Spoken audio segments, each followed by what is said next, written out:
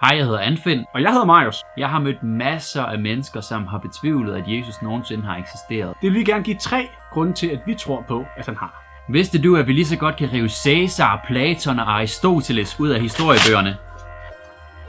Nej, det giver ikke mening. Men prøv at overveje det her. Vi har fundet 5 historiske kilder, der beretter om Aristoteles. 7 om Platon og 10 om Caesar. Til gengæld er der 5.000 kilder, der beretter om, at Jesus har levet. Det er over 500 gange så mange. Jeg har tænkt på det her. Den ældste historiske kilde, vi har til Caesar, er skrevet mere end 1000 år efter hans død. For Platon er det 1200, og for Aristoteles er det 1400 år efter hans død. Nye Testamente er skrevet mellem 30 og 300 år efter Jesus levede. Så hvis du nu ikke tror på Jesus, hvorfor tror du så på Aristoteles, Platon og Caesar?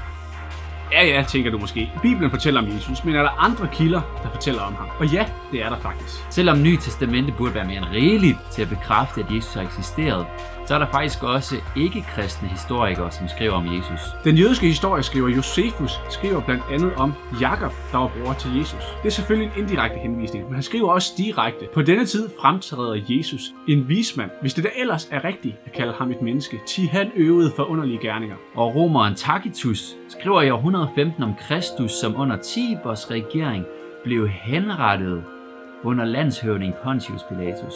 Og de 2 er ikke de eneste.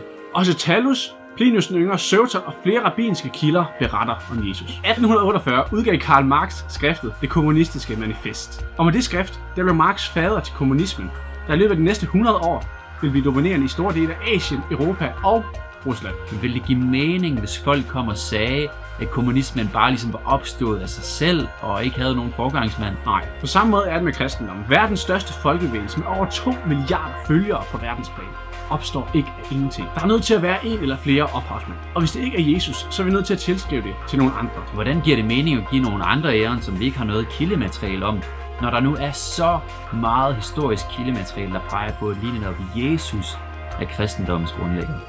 Så har Jesus virkelig eksisteret? Mængden af kildemateriale peger på det. Hvis du ikke tror på Jesus, hvorfor tror du så på Platon, Aristoteles og Caesar? Og ikke nok med, at Bibelen bekræfter hans eksistens.